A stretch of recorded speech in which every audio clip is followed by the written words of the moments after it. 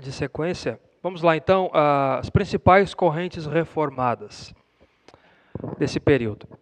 Nessa divisão, eu pretendo apresentar exatamente isso. Tá? Após as principais correntes, o que aconteceu depois com o rompimento definitivo com o catolicismo romano do século XVI. E eu também quero lembrar que no Brasil nós temos representantes de todas elas, essas correntes aqui que nós veremos.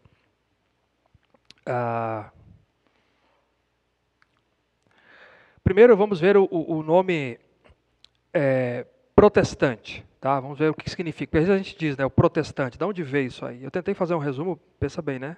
Da história, né? Mas eu vou fazer um resumo e vou colocar no slide. Aí venci. Consegui botar no slide. Houve a divisão, logo depois da reforma, de vários estados alemães, está pensando mais na Alemanha agora, de onde saiu o nome, tá? Em ramos reformados e romanos, entre o norte e o sul. Foi isso que aconteceu. Os príncipes do sul aderiram a Roma, e os príncipes do norte se tornaram seguidores de Lutero. No ano de 1529, numa dieta, num concílio chamado de Spiral, ou Spira, ou Spir, que é em alemão, com o objetivo de reconciliar ambas as partes na luta. Aí nessa reunião, o que aconteceu? Os governantes católicos, aqui tudo debaixo do imperador da época, tá? Eles condenaram as doutrinas de Lutero. E aí o que aconteceu? Os príncipes resolveram proibir, então, qualquer ensino do luteranismo nos estados em que dominassem os católicos. Né? Então, aqui nos príncipes do sul. Vocês não podem pregar aqui, fazer culto e pregar aqui. Ao mesmo tempo, eles determinaram que nos estados em que governassem os luteranos, os católicos poderiam exercer livremente sua religião. Você já percebeu que eles chamavam de ingerência injustificada do imperador. Era o termo que eles utilizavam na época.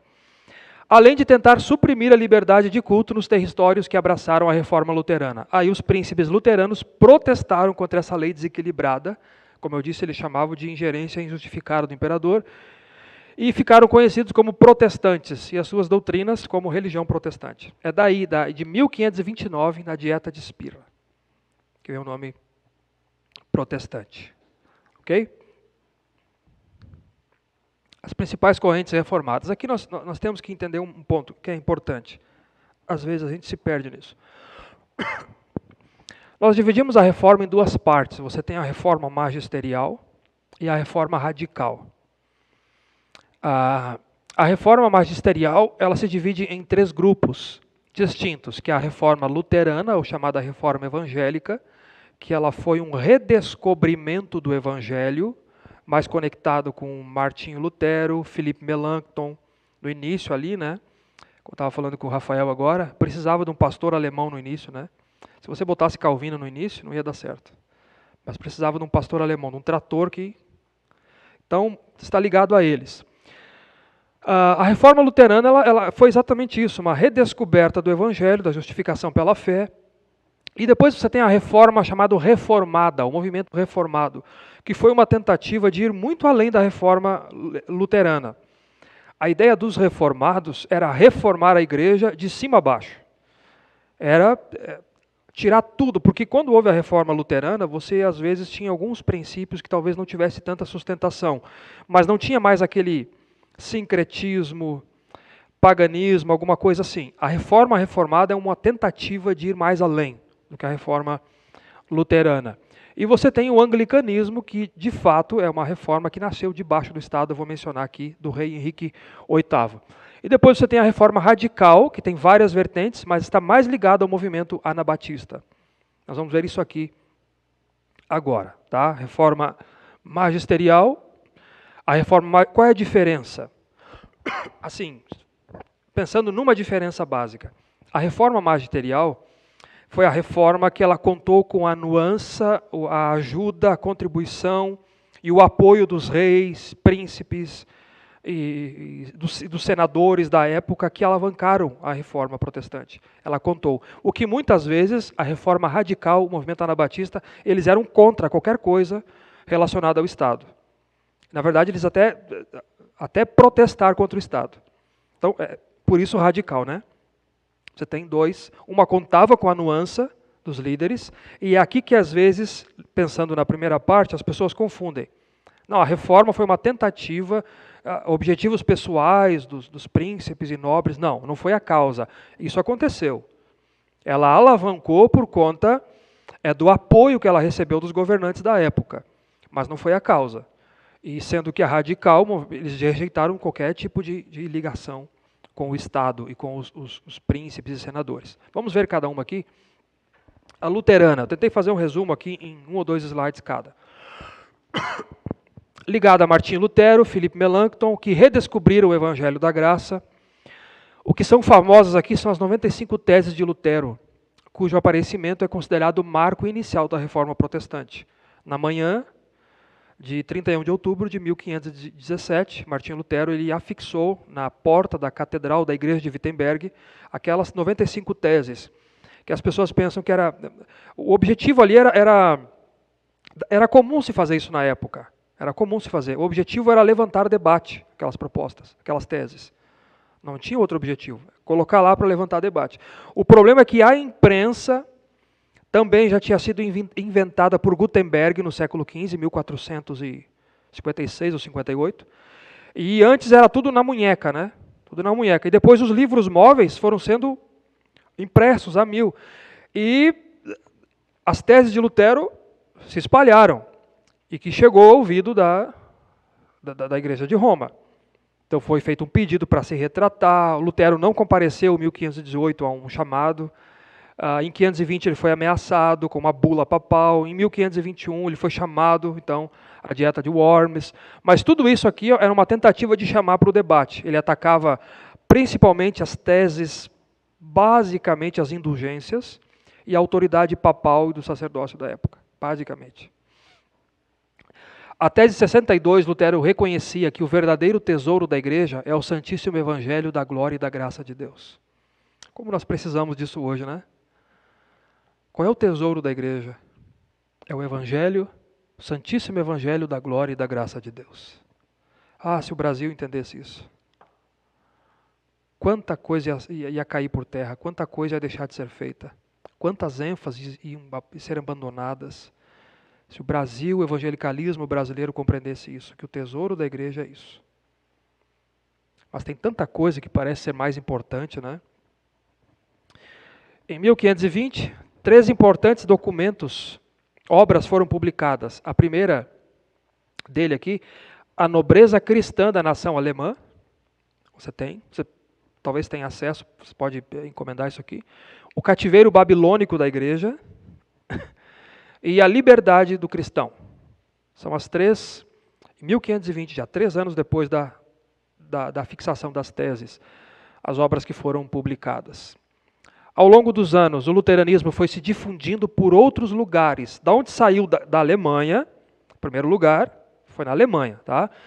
Fora da Alemanha, igrejas nacionais começaram a ser organizadas. Na Suécia, 10 anos depois do marco inicial, 1527, 10 anos depois na Dinamarca, 2 anos depois na Noruega e alguns anos depois na Islândia. Aqui o luteranismo ele foi, basicamente, depois se difundiu mais, né? Mas basicamente nessas nações aqui foram criadas, então, organizadas igrejas nacionais a partir da Alemanha. O luteranismo ainda é forte no sul do Brasil, talvez não tanto como antes, mas ainda é, por causa da colonização alemã. Por causa da colonização alemã. Eu não quero generalizar, entendo o que eu estou dizendo. Mas a gente tem que prestar atenção, porque boa parte dos liberais são luteranos. Você tem liberal presbiteriano também, claro. Mas você tem muito, por exemplo, da igreja evangélica de confissão luterana, tem muito liberal. Você tem uma aqui em Veranópolis, irmãos, não, de Garibaldi, né? Então, a gente tem que prestar atenção. Mas eles estão, por causa da colonização alemã, estão presentes também em outras cidades da região, Juiz de Fora, região serrana do Rio de Janeiro, em Petrópolis. Então, no Brasil ainda, o luteranismo ele é forte. O movimento reformado, ele ou reforma reformada, como eu disse, foi uma tentativa de ir além da reforma evangélica luterana e reformar a igreja de cima a baixo. De cima a baixo. Você tem um caso que é muito conhecido, que quando a pequena República de Genebra, na Suíça, quando eles adotam a reforma, a pequena República vota e adota a reforma, um dos primeiros atos que eles fazem é sair pelas igrejas e capelas e sair quebrando tudo, os vitrais e as imagens, tudo. Porque você não tem respaldo, na verdade tem proibição de ter qualquer tipo de figura, principalmente no culto, ou adorar qualquer tipo de imagem, ou qualquer tipo de representação. As únicas representações que nós temos na igreja é batismo, é o pão e o vinho. Acabou. Cristão é só isso. É pão e vinho, que simboliza, né, o corpo e o sangue. Então eles saíram quebrando tudo. Porque a ideia era reformar a igreja de cima a baixo. A reforma reformada. Ele tem suas origens ligadas ao ministério de Zwinglio, em Zurique, aqui muito contemporâneo de Lutero, na Suíça. E Zwinglio, independente de Lutero, ele chegou às mesmas conclusões pelo estudo das Escrituras. Ele foi o líder da reforma na Suíça e é ele que consolidou.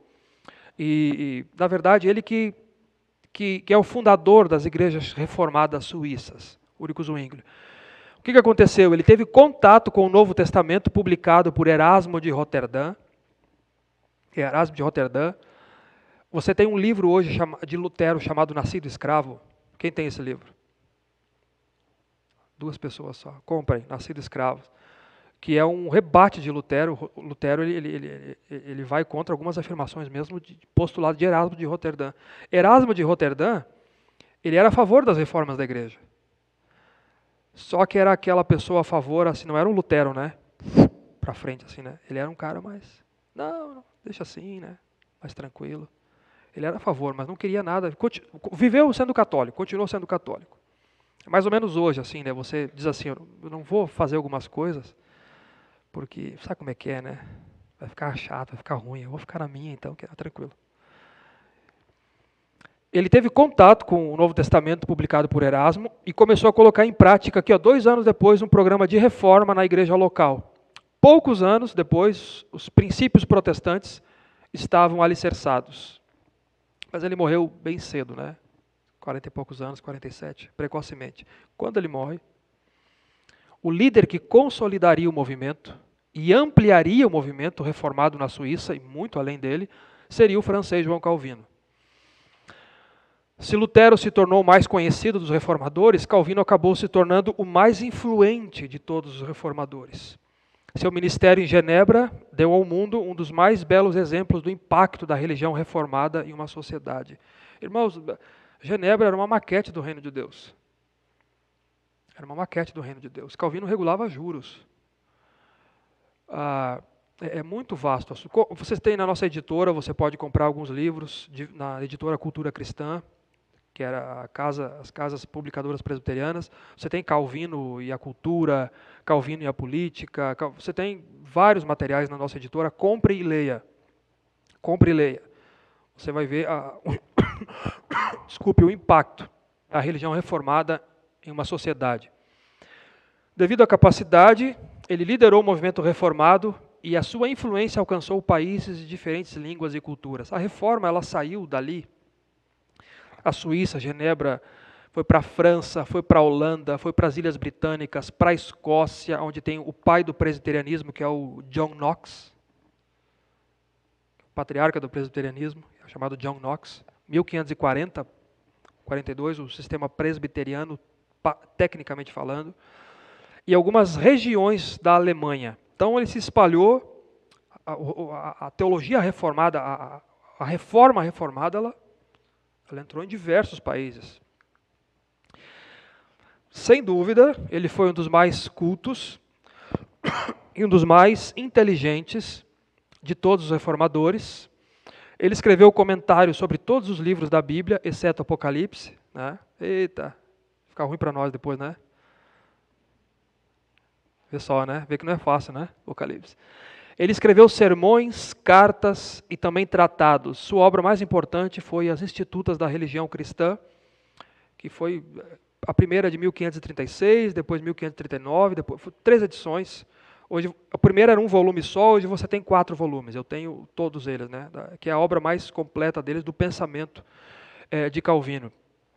Esse sociólogo da religião aqui, o Ernest Trost, ele diz o seguinte: em 2 períodos da história, o cristianismo foi capaz de transformar a cultura e a civilização humana de forma decisiva. Um deles ele coloca a escolástica de Tomás de Aquino. O outro foi o calvinismo no início da Idade Moderna. 2 períodos da história que ele foi capaz de transformar a cultura e a civilização de forma definitiva. E o calvinismo é um deles. Tamanha a importância desse assunto aqui, que envolver-se com esse assunto aqui, com o calvinismo, eu sei que hoje as pessoas acham que ser calvinista é crer na predestinação, né? Eu sou calvinista, eu creio que Deus me elegeu. A cosmovisão calvinista é muito mais ampla, é uma cosmovisão de mundo que abarca todas as áreas. Isso aqui é uma área, que é a área da soteriologia, que é a doutrina da salvação.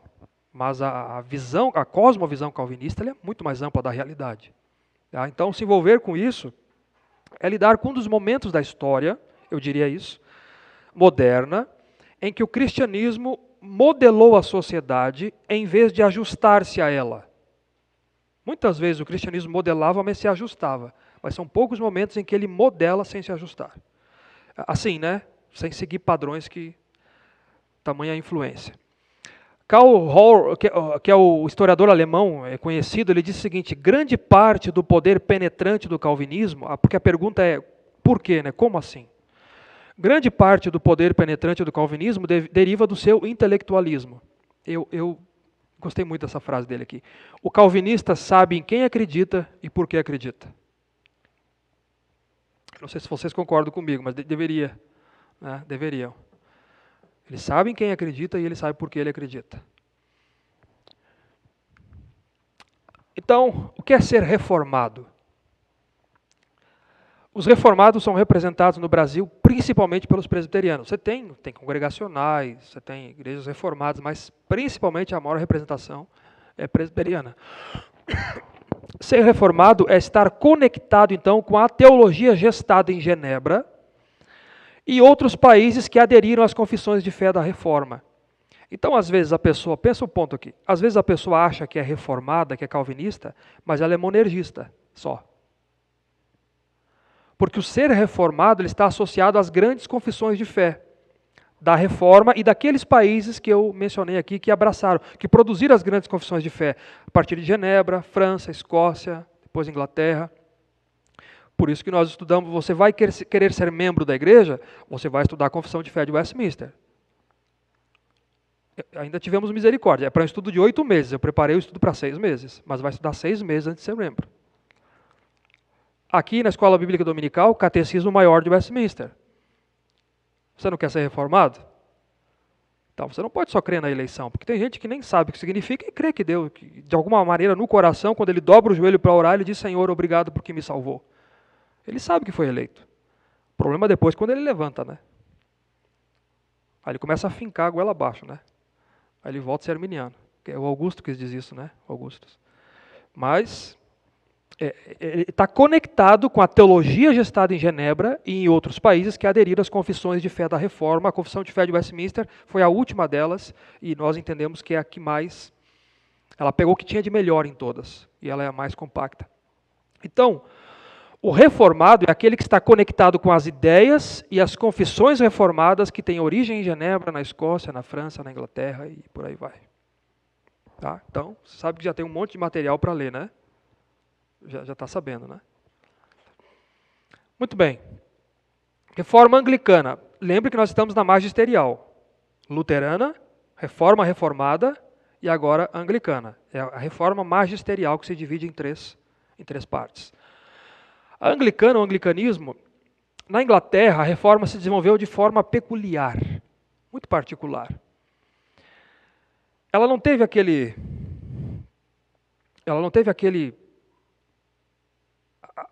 apelo, aquele chamado para o retorno à Escritura. Não foi a mesma coisa. Por exemplo, a reforma reformada, que era reformar a igreja de cima a baixo. Não teve. Ela foi implantada pela via política por meio do rei Henrique VIII. Ele rompeu com o Papa em 1534, o rei Henrique VIII. O rei Henrique VIII ele era católico, ele foi chamado de defensor da fé. Ele escreveu um livretinho contra Lutero. E ele era ligado ao Papa, é claro, né? A gente tem que pensar na igreja que dominava na época. Tinha influência em tudo. Então ele escreveu um livreto contra Lutero e ele foi chamado pela Igreja Católica como defensor da fé. Só que em 1534 ele separou da igreja. O que aconteceu? Ele rompeu com a igreja nesse período aqui. Ele não tinha filhos homens, só tinha filhas mulheres, e ele queria se divorciar. Esse é um dos objetivos centrais. Eu acredito que sempre é uma bola de neve, nunca é uma coisa só. Para a gente ser justo aqui, nunca é uma coisa só. Mas você conhece, talvez, os assuntos que são mais tratados ou mais mencionados em literatura.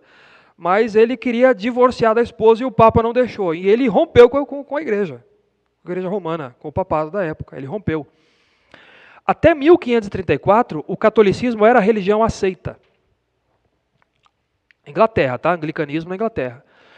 De 1534 a 1547, aqui 13 anos, um tipo de catolicismo desligado de Roma e sob a tutela do Estado foi praticado. Aquele que escreveu um documento que foi chamado Defensor da Fé pela Igreja por escrever contra Lutero, ele racha com a Igreja e foi aprovado pelo parlamento chamado Ato de Supremacia.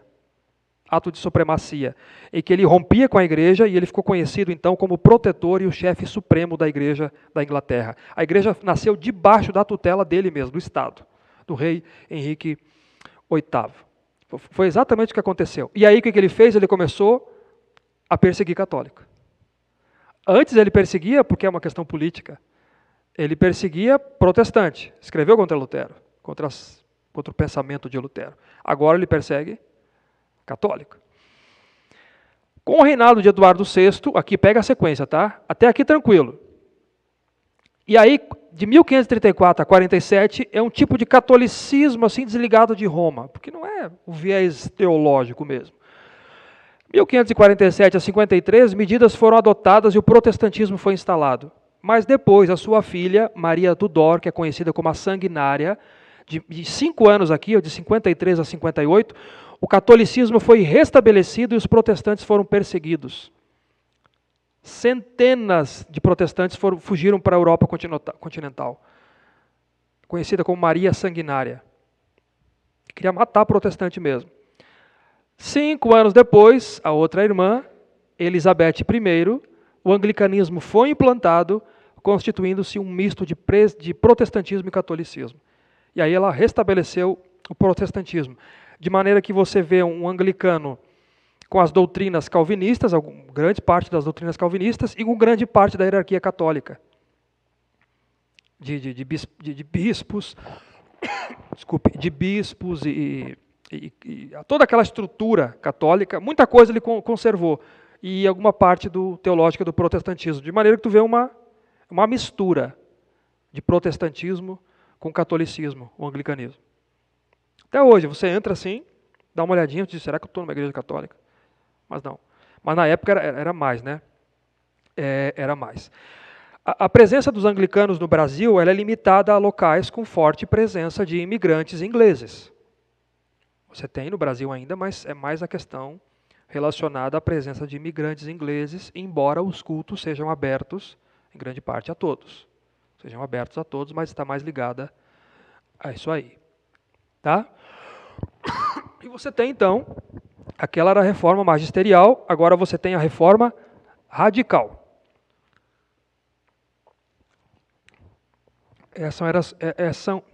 Essas eram as correntes da reforma magisterial. A reforma radical, a gente associa mais com a anabatista, mas não constituía um único movimento da igreja. Havia diferentes comunidades em alguns pontos da Europa, como na Suíça, na Alemanha, na Áustria, na Holanda, eram vários movimentos. A designação, o mais importante é o anabatista. A designação anabatista lhes foi dada porque rebatizavam todos os adeptos, mesmo que tivessem sido batizados na infância. Para ele só tinha validade o batismo na fase adulta, depois da conversão. Aqui, tecnicamente, foi quase 10 anos depois da reforma. Dois homens chamados o Gebel, é difícil pronunciar o nome dele, e o Blaurock, eles chegaram a essa conclusão, porque antes sempre foi assim, foi batismo por infantil e aspersão. Eles chegaram à conclusão de que não. E aí um batizou o outro. Gebel e o Blaurock, um batizou o outro.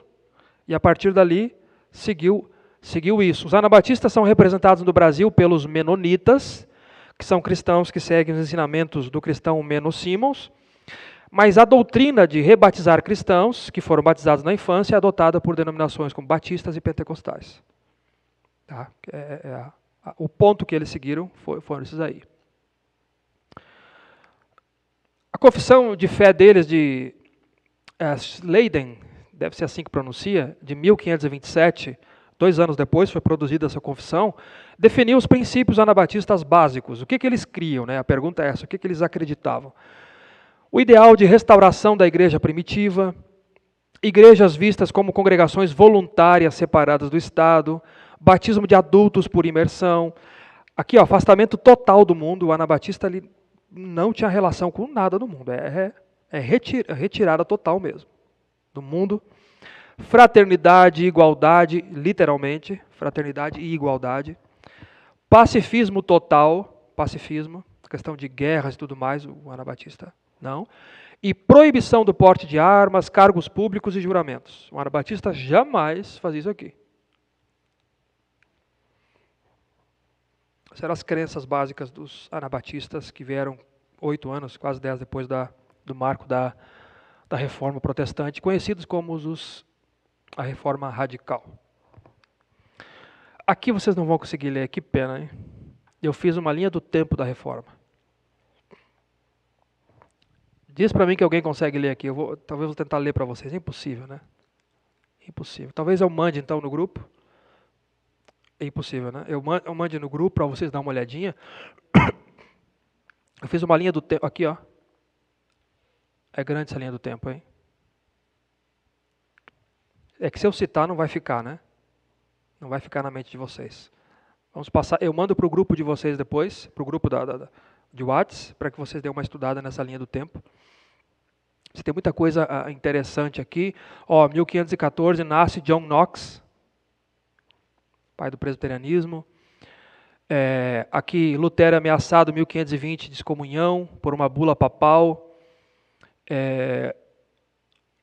10 de dezembro ele queima a bula e livro do direito canônico. Vou falar um pouquinho essa noite sobre isso. 1521 a dieta de Worms.